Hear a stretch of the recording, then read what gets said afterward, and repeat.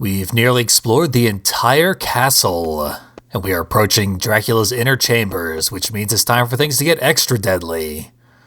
So deadly, in fact, that we're going to have to fight death itself. As we know, Dracula is so goddamn immortal that death serves him, and is just another one of his minions. For this block, they decided to switch things up by actually remaking a level from Castlevania 1. Bizarre, I know. They still switch things up with their own twists, like those exploding skeletons. But if you're familiar with the original Death's Laboratory, a lot of this video is going to be familiar to you. Not this guy though, he's a brand new surprise. Combination of a Minotaur, a werewolf, and an Oni, who dies in 5 hits. The real Chronicles touch on this block is that they over-designed the shit out of it.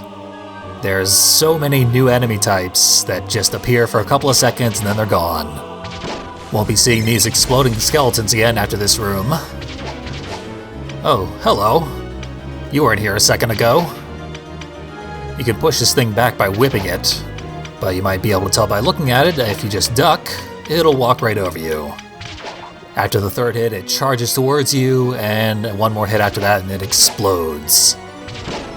Way too much work for an enemy that you can literally just completely ignore by holding down. This design philosophy of putting bizarre amounts of effort into things that the player will pass by in a matter of seconds and may not even remember is something that started with Chronicles but carries on through all the way to Symphony of the Night, and it's one of the things that makes that game so great and iconic.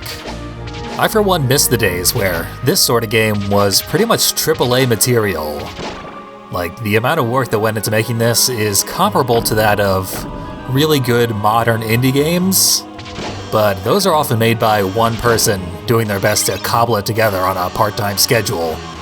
This was made by a team of extremely experienced developers who had all the time and resources they could possibly need, so they didn't have to worry about things like efficiency.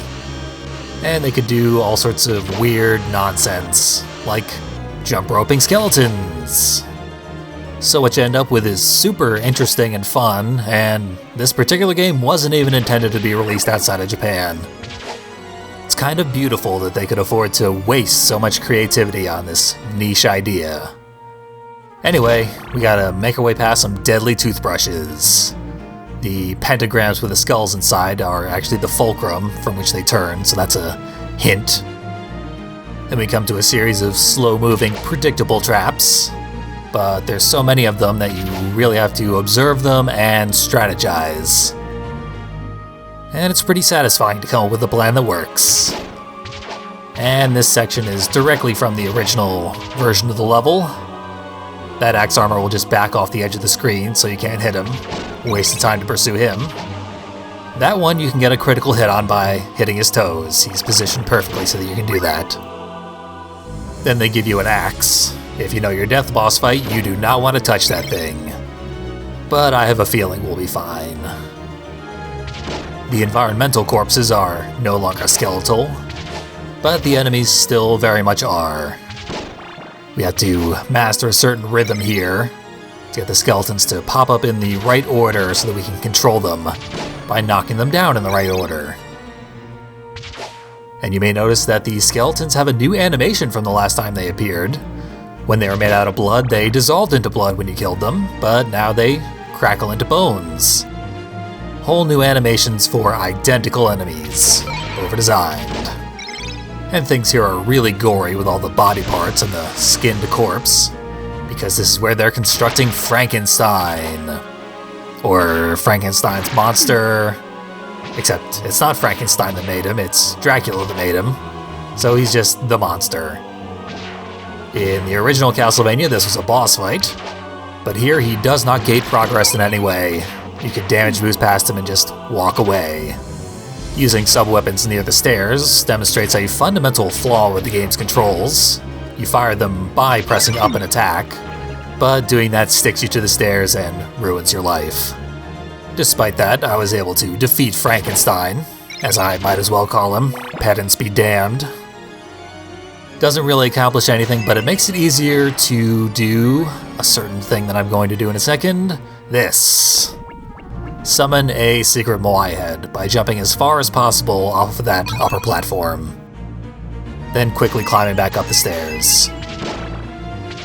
And as we approach the end of the stage, a bunch of fetuses in jars come back to life and start throwing some kind of whirly thing at us, maybe guts.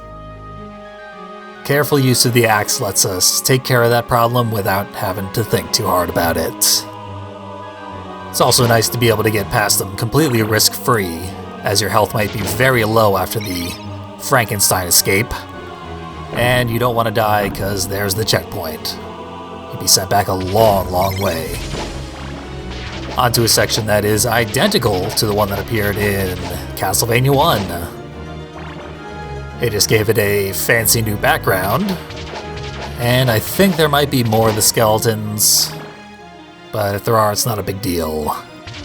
The only challenge this room presents is getting up this staircase, because it's guarded by a bone pillar, and then the two skeletons might sync up, make it even more difficult.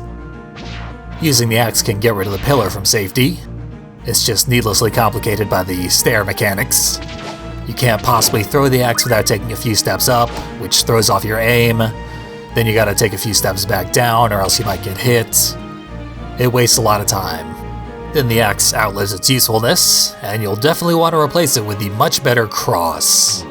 And using the axe to kill the bone pillar counted towards the hits we need in order to get an upgrade to our next sub-weapon. Even though we had the upgrades already, still keeps track of how many sub-weapon hits we have, so that if we replace it, we can still get the upgrade sooner. And now we're all set to move on to a beautiful outdoor vista all of a sudden. This is how it looks for most people who play this game, on the PS1 at least, because by default it is set to springtime and the background reflects the current time of year. Or at least it did on the X68000 version.